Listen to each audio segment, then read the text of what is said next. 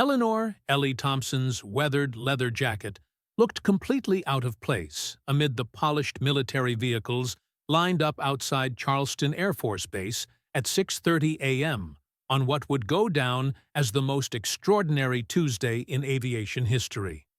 Her silver-gray hair was tied back in a no-nonsense ponytail, and her faded jeans and work boots gave her the look of someone more at home in a repair shop than on a military installation.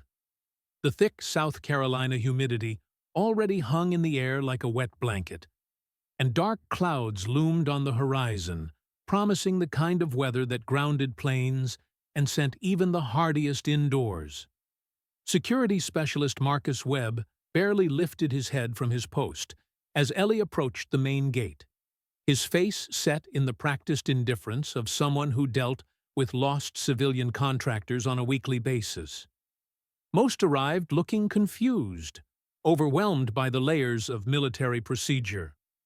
The base thrummed with tightly controlled urgency, preparations ramping up for emergency operations, as forecasts confirmed Hurricane Delilah was barreling toward the coast with record-breaking strength. "Morning, ma'am. Purpose of your visit?" Webb asked, his voice flat, already halfway through the mental checklist for temporary access. "I'm here to consult on C-17 maintenance issues," Ellie replied, her tone calm, steady, the voice of someone who'd spent 4 decades around aircraft.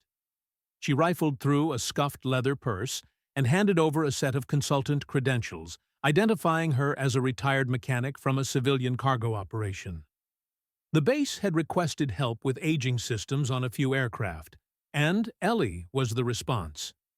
Webb skimmed the papers with the bored efficiency of a man who had seen it all before. The paperwork was standard, because it had been designed to be. But the truth behind it was anything but ordinary. Eleanor Thompson had indeed worked as a mechanic, but it was cover for a career testing aircraft so advanced they were officially non-existent. "Visitor badge is good for 8 hours, ma'am," Webb said, stamping the form with a rubber thunk. "Report to Building 7 for escort assignment.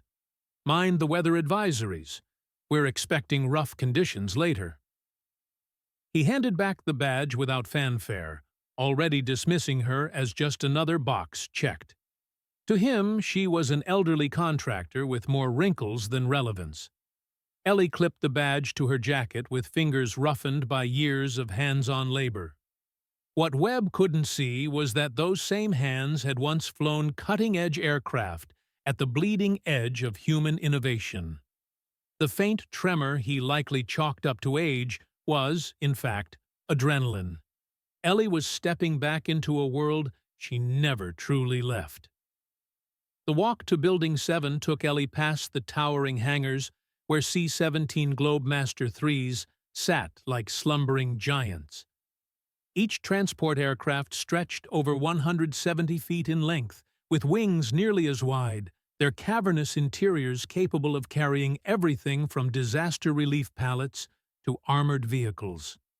Ellie's stride was casual, but her eyes were sharp, scanning every detail with the practiced eye of someone who knew that one loose bolt could bring down an entire mission. Aircraft didn't lie. They told stories to those who knew how to listen.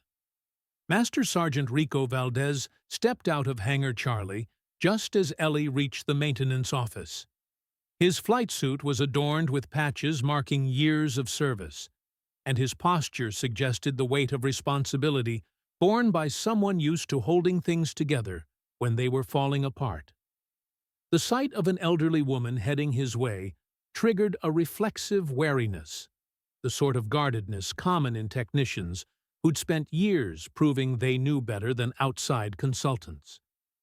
"You the specialist they sent about the maintenance discrepancies?" he asked, tone polite but edged with skepticism. "Just so we're clear, ma'am, these aren't antique systems. The C-17 is still state-of-the-art. Our maintenance procedures are sophisticated. Civilian techs sometimes find them a little intense." Ellie gave a respectful nod, masking her internal assessment behind an understanding smile. Valdez's guarded tone hinted at deeper issues. Defensive pride often covered up problems rather than fixed them. "I understand, Sergeant. I'm just here to offer a second set of eyes on a few technical items flagged in the reports," she replied. Her voice carried humility, but her gaze had already found signs of cutting corners, things that wouldn't have passed even the most lenient inspections in her day. The maintenance bay Valdez brought her to housed a C-17 mid-inspection. To an untrained eye, it looked routine, but Ellie's instincts kicked in before they even crossed the threshold. Stress fractures along critical joints had been covered up instead of repaired. Safety wires meant to lock crucial components in place were either missing or improperly installed. What was meant to be a standard walkthrough had already turned into a silent list of violations, and for Ellie Thompson, that was more than enough to raise alarm. Improperly installed components were troubling enough, but what disturbed Ellie most was that the documentation suggested these weren't isolated mistakes. They followed a pattern, one that reeked of systemic failure. "As you can see," Valdez said, gesturing toward the aircraft with the confidence of someone used to speaking unchallenged, "everything meets current Air Force standards. These aircraft are maintained to the highest specifications. Our safety record speaks for itself." He swept an arm across the bay, encompassing over $200 million in cutting-edge military aviation. But as Ellie moved deeper into her inspection, a gnawing dread took hold. These weren't just oversights. They were the same types of failures that had killed her son, Captain David Thompson, 6 months ago. The official investigation had called it an unforeseeable mechanical failure. But standing here, seeing identical flaws repeated across multiple aircraft, Ellie realized the truth. It hadn't been an accident. Someone had cut corners, and air crews were paying the price. The following morning brought even more troubling evidence. Valdez, clearly uncomfortable but bound by protocol, had agreed to show her another set of aircraft. His growing defensiveness was obvious in his clipped answers and narrowed eyes. As they entered Hangar Delta, Ellie's sharp gaze swept over every surface, each detail etching a clearer picture of systemic failure. "This aircraft completed a major inspection just last week," Valdez explained, gesturing to a C-17 bearing fresh maintenance tags. "Full structural exam, engine overhaul, the works. It cost taxpayers nearly $500,000. But that's what it takes to keep these birds in the air." Ellie approached the starboard engine carefully, her arthritic joints slowing her but not dulling her instincts. What she saw made her breath hitch. The engine mount bolts bore stress patterns consistent with being pushed beyond safe operational limits. Worse, the torque markings had been altered, faked, to cover the fact that they hadn't been properly secured. "Sergeant, these engine mounts show torque values that don't match the technical specs," she said, her voice steady despite the fury building inside. "Has this aircraft reported any unusual vibrations during flight?" Valdez responded too fast. "Ma'am, those torque values are within range according to updated technical orders. What you're seeing is standard variation, nothing outside military maintenance norms." His tone held the tight defensiveness of a man who knew he was on shaky ground. But Ellie wasn't just any consultant. She had helped write those technical orders during her years in classified flight testing. She knew exactly what within range meant. And these weren't it. More importantly, she knew this pattern. Stress fractures, altered torque specs, missing safety wire. They weren't random. They were a blueprint, the same failures that had taken David's life. Before she could press further, Major Derek Stone entered the hangar, interrupting what had become a tense exchange. His flight suit was immaculate, adorned with a constellation of patches and ribbons, and he moved with the quiet authority of someone used to getting answers fast. But Ellie caught what Valdez missed, a sharpness in his eyes that betrayed calculation over care, ambition over duty. "Sergeant Valdez," Stone called, "I need an update on aircraft readiness." His tone was crisp, eyes darting briefly to Ellie with a flicker of curiosity. "Higher headquarters is asking about our mission-capable numbers." Valdez snapped to attention. "Sir, all assigned aircraft are mission-ready according to current standards. One C-17 is undergoing routine maintenance, but it'll be flight-ready by 1100 hours, if needed." Stone nodded in approval, though his eyes lingered on Ellie. "Ma'am, I don't believe we've met. I'm Major Stone, Squadron Operations Officer. Are you here on some kind of inspection?" Ellie straightened slightly, adjusting her tone to reflect respectful deference without losing her calm presence. "Major, I'm Eleanor Thompson. I was brought in to consult on a few maintenance issues flagged by higher headquarters. Nothing official, just a second opinion from someone familiar with legacy systems." Stone's posture eased, though a trace of suspicion remained in his stance. "Mrs. Thompson, I appreciate your input, but I assure you, this squadron operates at the highest standards in the Air Force. Our pilots and crews are some of the most capable in military aviation." What Stone didn't realize was that Ellie had already identified enough violations to ground half the fleet. And more troubling still, the pattern was becoming undeniable. This wasn't a case of overworked crews making honest mistakes. It wasn't incompetence. Shortcuts were being taken, calculated ones, designed to meet impossible operational timelines while propping up performance metrics that advanced careers. As the morning unfolded, Ellie uncovered falsified maintenance logs claiming work had been completed when it hadn't. Inspection reports omitted critical deficiencies. Replacement parts, long past their rated service life, were being reused without authorization. The message was unmistakable. Someone was prioritizing readiness statistics over the safety of air crews, and people were dying because of it. The final, most damning piece of evidence came when Ellie gained access to the maintenance history for her son's aircraft. The records revealed that David's C-17 had undergone inspection at Charleston Air Force Base just 2 weeks before the crash.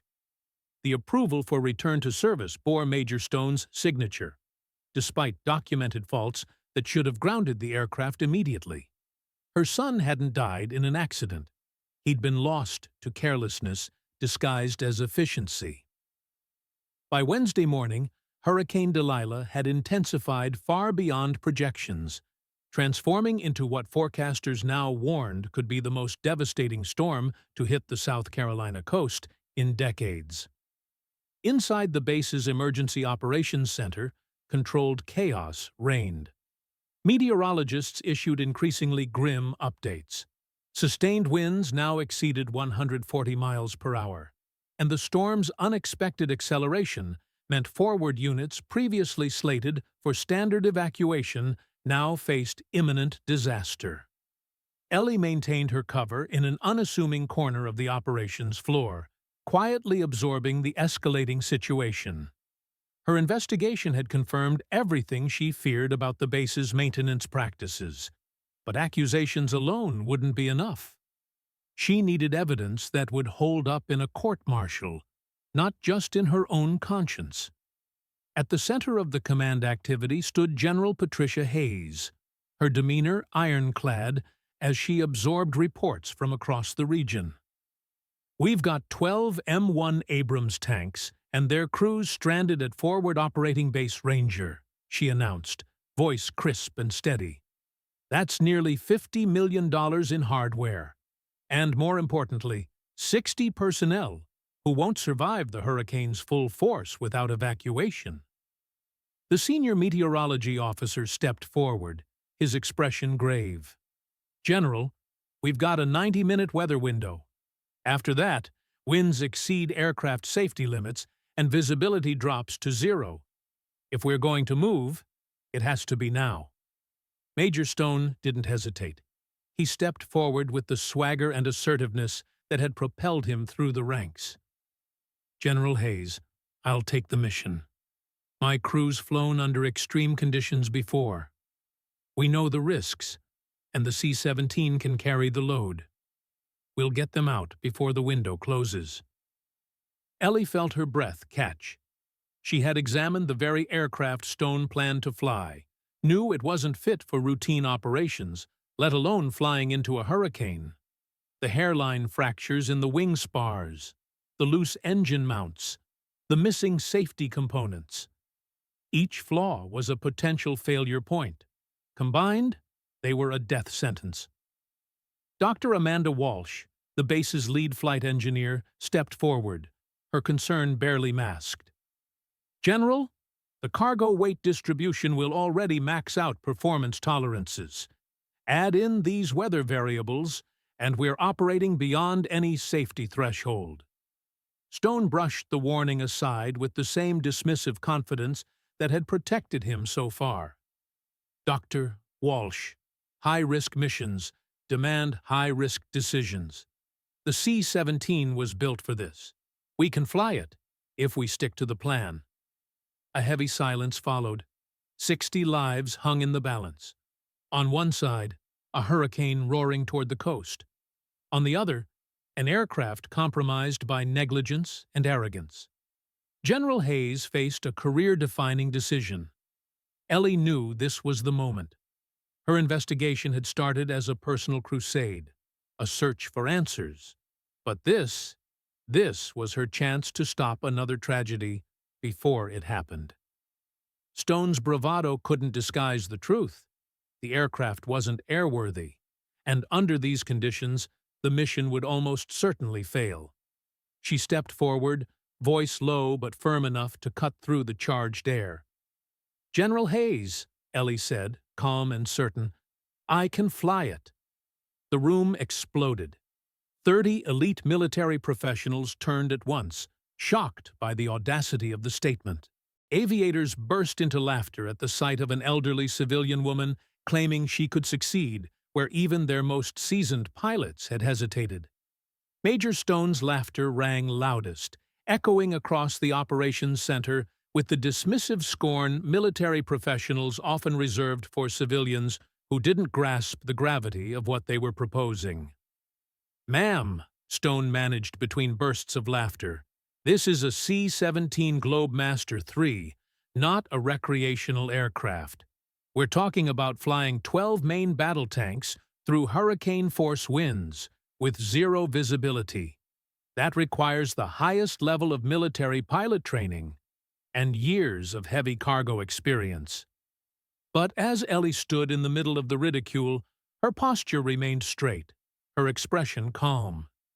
Slowly, something shifted in the room. The more observant officers began to notice. This wasn't the bluster of someone unaware of what she was saying. This was conviction. Measured, quiet certainty. The kind born not from arrogance, but from experience. She waited for the laughter to fade before speaking. "Major Stone," Ellie said evenly, her voice now carrying a weight it hadn't before, "I understand the aircraft's capabilities in severe weather better than you might expect. I also understand that your current plan will likely result in the loss of the aircraft and personnel casualties that are entirely avoidable with proper technique." The laughter died instantly. The shift in the room was palpable. Dr. Walsh stared at Ellie, as if re-evaluating everything she thought she knew. Stone's face darkened, not with anger, but with something closer to fear. Fear that a well-kept illusion might be unraveling. General Hayes stepped forward, her command instincts clearly engaged. "Mrs. Thompson," she said carefully, "that's a very specific assessment of mission parameters. What exactly is your background in heavy cargo aircraft and extreme weather ops?" Ellie replied with quiet understatement, words that would sound modest to anyone not familiar with what they implied. General, I have some experience with C-17 operations and storm flying techniques that may be relevant to current conditions. With your permission, I'd like to demonstrate my qualifications for this mission." Stone's objection came immediately, but the veneer of confidence was slipping. "General Hayes," he said sharply, "we cannot seriously consider allowing a civilian consultant to attempt a mission that even our top pilots hesitate to fly. This is exactly the kind of reckless thinking that gets people killed." Ellie turned to him, her voice calm but cutting. "Major Stone," she said, "before you dismiss my qualifications, perhaps you should verify my credentials more thoroughly than you did during your initial assessment." She reached into her worn leather purse and withdrew a government ID. Walking to the nearest desk, she placed it down with deliberate care. Sergeant Santos, monitoring the communications console nearby, picked up the card and ran it through the base's security system. Her expression shifted quickly, from routine concentration to confusion, and then to something approaching awe. "General Hayes," Santos said softly, barely above a whisper, "Mrs. Thompson's credentials are classified above our access level. The system's requesting secondary authentication through Pentagon Aviation Command. It's flagging a designation, Thunder Protocol Executive Flight Authority." The silence that followed was absolute. Everyone in the room knew the Thunder Protocol, a legendary classification whispered about in flight circles. It referred to test pilots whose expertise and experience exceeded normal military parameters. Individuals whose missions often remained classified for decades, if not forever. Stone paled visibly. The blood drained from his face as the weight of the designation hit him. His posture, once proud, collapsed under the realization that he'd just mocked someone far more qualified than himself. Perhaps the most serious mistake of his military career. General Hayes stepped over to personally examine the ID and verify the system's readout. Her face shifted, from skepticism to something else. Respect. Professional, unflinching respect. "Mrs. Thompson," she said quietly, "if these credentials are authentic, and it appears they are, then you possess flight authority that exceeds even mine in matters involving experimental aircraft and extreme conditions operations." Ellie removed her reading glasses and straightened to her full height. The careful civilian demeanor faded. In its place stood someone very different. Someone who had commanded respect in rooms like this long before most of these officers were even in uniform. When she spoke again, her voice no longer suggested she was asking permission. It carried the unmistakable authority of someone who had been giving orders for decades, someone who had flown missions no one else would dare attempt.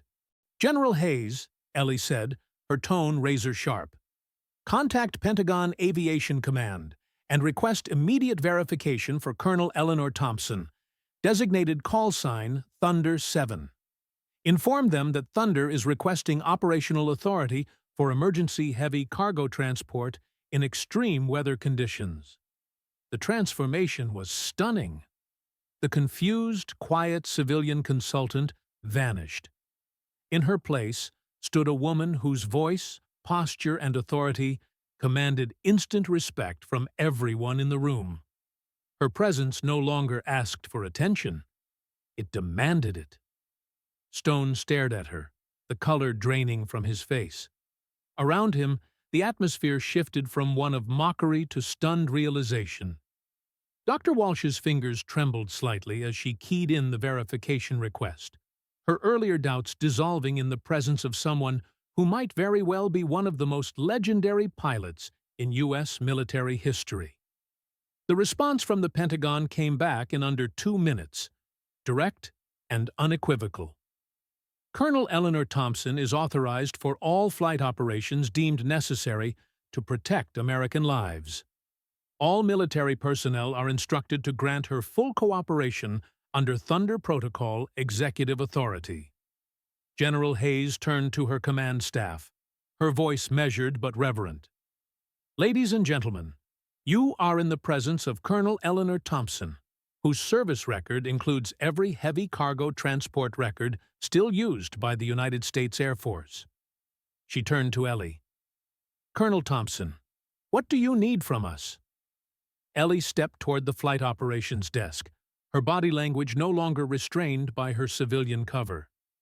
The way she moved, the speed with which she scanned the storm data, it was all unmistakable. She had done this before, many times. First, Ellie said, her voice clipped and focused, I need current meteorological data and real-time storm tracking for the next 180 minutes. Personnel scrambled to comply. Second, I need the cargo manifest and load distribution specs for the 12 Abrams tanks. Third, I need a crew chief who understands we're about to push this aircraft beyond normal operational limits. No egos, no hesitation. Stone made one last, desperate attempt to claw back control. Colonel Thompson, with respect, these conditions exceed safe operational parameters. Even you have to see that. Shouldn't we coordinate with search and rescue instead of risking additional lives on a mission this dangerous? Ellie stopped mid-review, then turned to face him. Her voice was calm, devastatingly calm. Major Stone, she said, I've been flying heavy cargo aircraft through combat zones and typhoons since before you were born. The techniques I'm using weren't learned in training. They were developed during classified Black Ops programs you don't even have the clearance to know exist. I appreciate your concern, but this mission is well within my capabilities. That was the end of it. The operations center snapped into coordinated motion.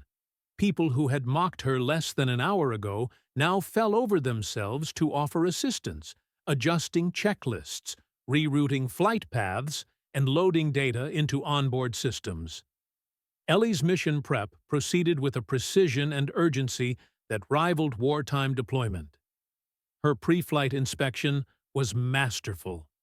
She identified subsystem anomalies that even the senior mechanics had missed. She recalibrated avionics protocols manually, without needing to reference the system diagrams. She reviewed emergency override routines by memory. But Ellie wasn't just preparing for the flight.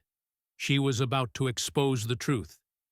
Major Stone, she said, her tone neutral but firm. I want the maintenance records for the C-17 we're using, specifically the stress analysis on the wing spars and engine mounts. Stone froze. Colonel, those are just routine maintenance documents. I'm sure they're all in order, per current specs. I'm sure they are, Ellie said with a smile that didn't touch her eyes. Nevertheless, I insist on reviewing them before risking 60 lives on an aircraft I haven't personally cleared. Reluctantly, Stone handed over the digital tablet.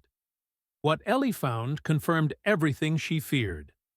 Fabricated inspection reports, skipped safety procedures, log entries altered to show work that hadn't been done. And perhaps, worst of all, the exact same patterns she had uncovered in the maintenance history of her son's aircraft. Major Stone, she said quietly, her voice heavy with finality, these records indicate systemic safety violations that render this aircraft unfit for any operation, let alone a high-risk mission through a Category 4 storm.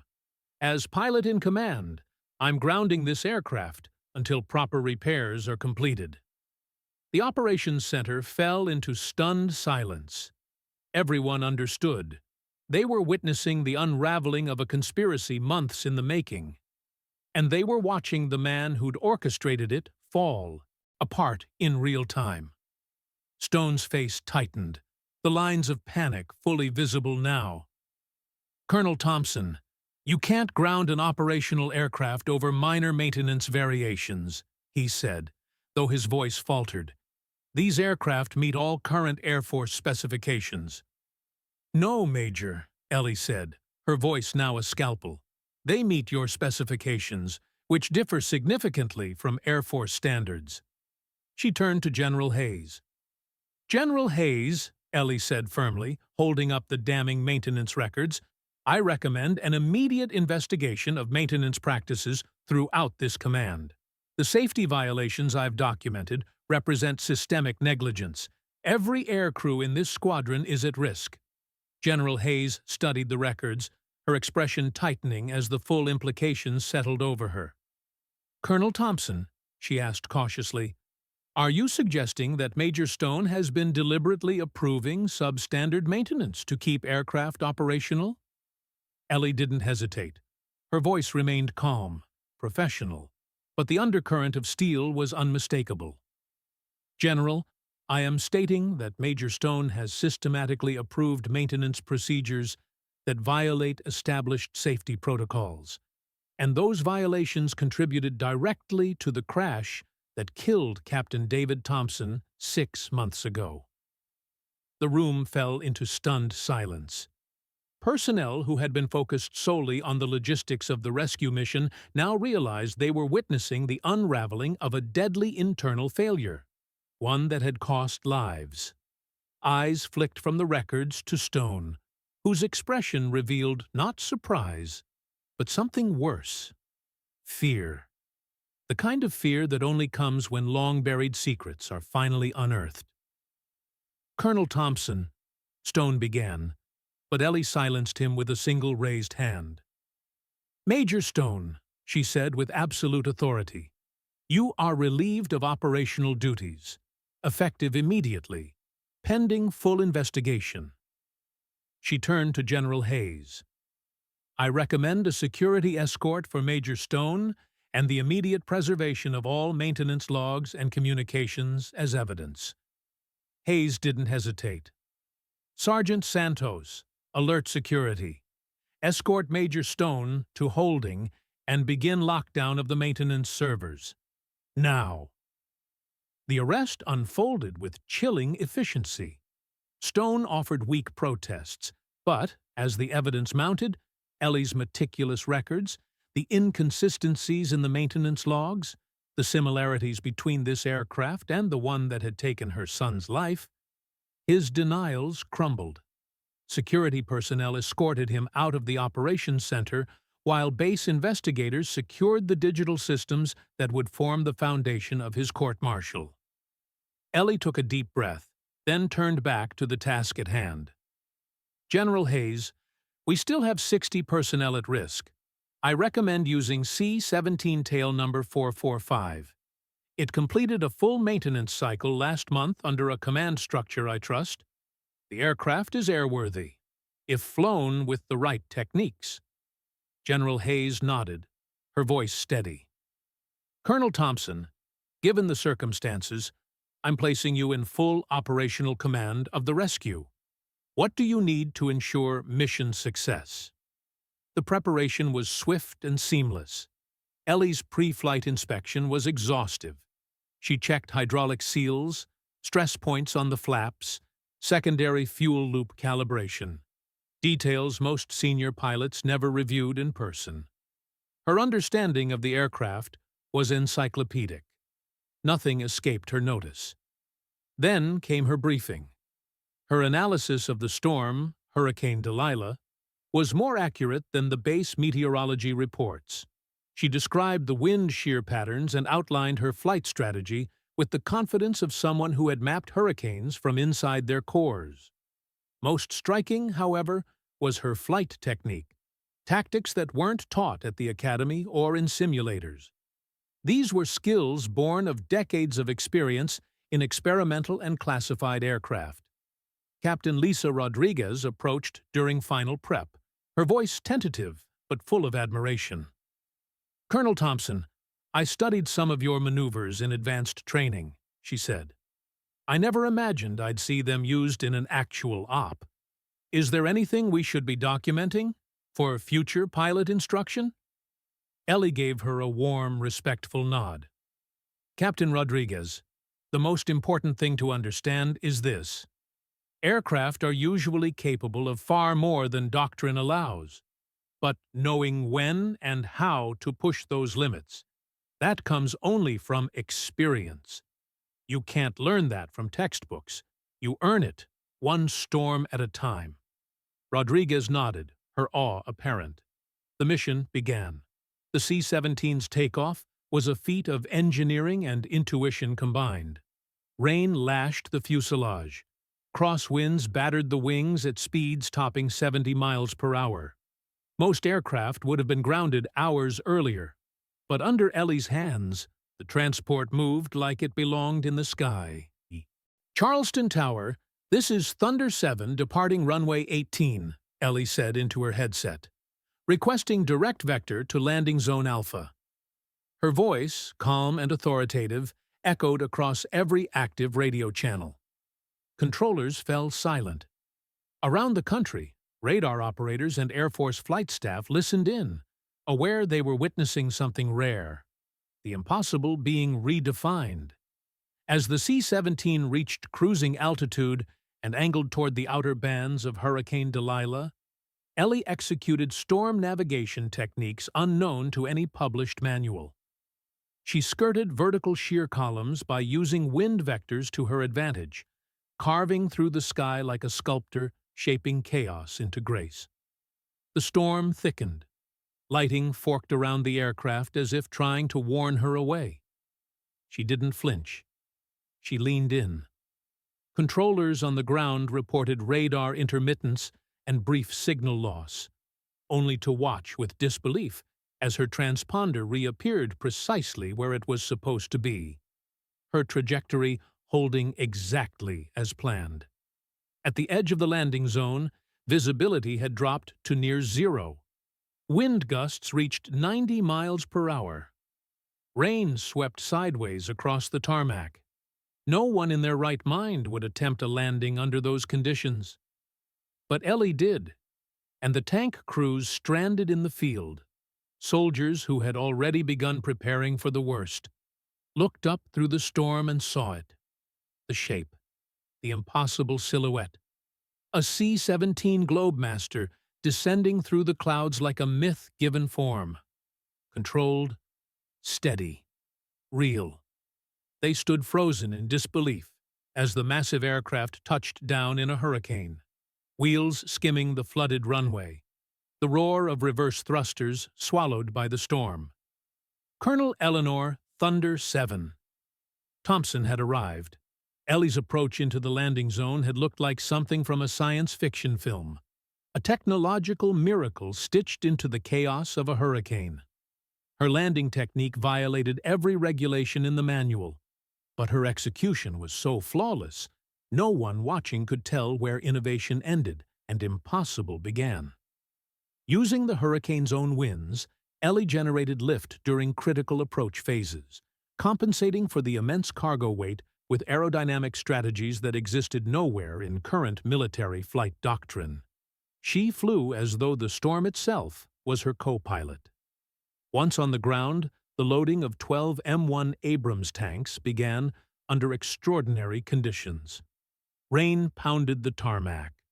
Winds screamed across the field, but the operation unfolded with the precision of a symphony.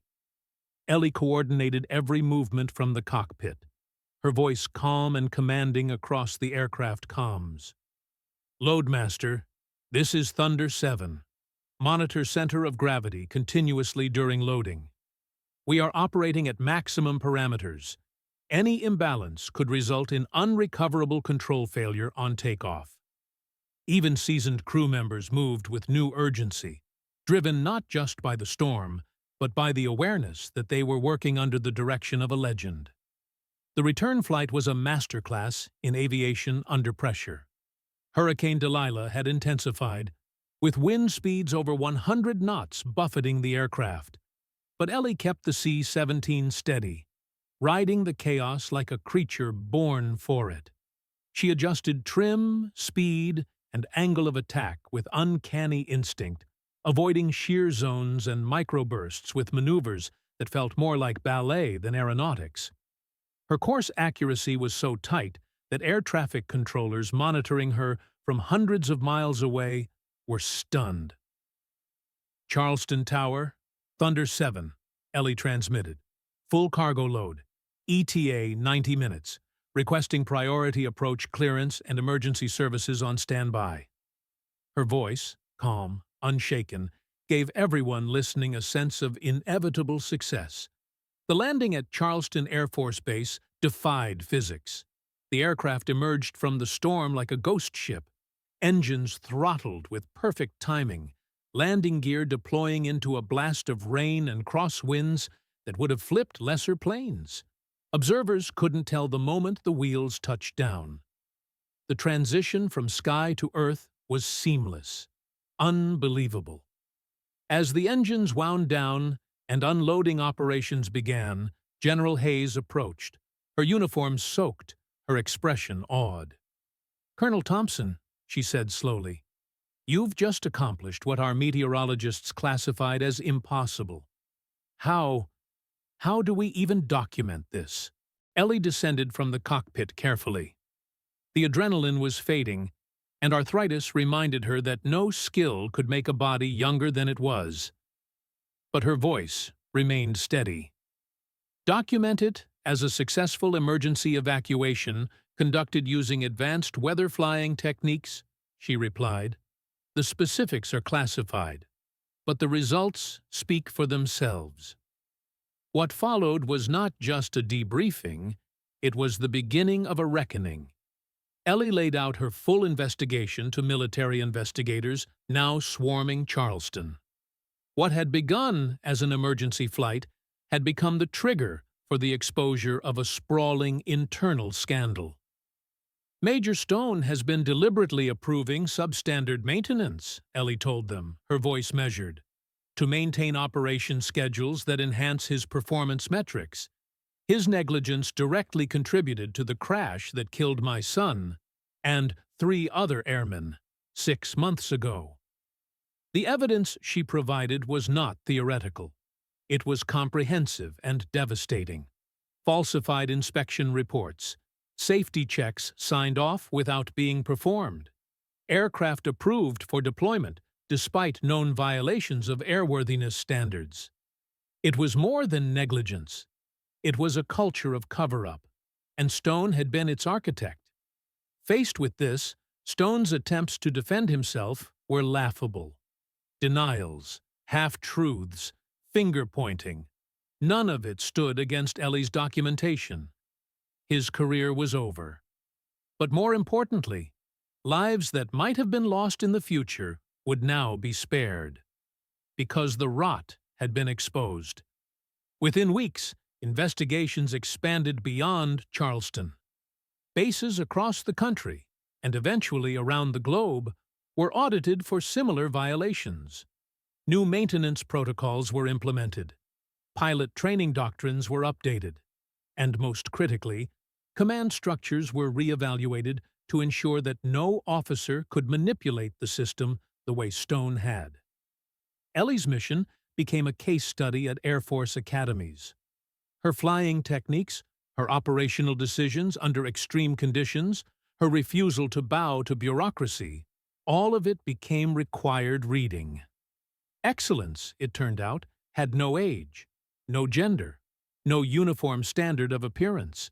It lived in skill, instinct, and a refusal to accept mediocrity when lives were at stake. During the final debriefing, Dr. Walsh approached Ellie with a solemn respect.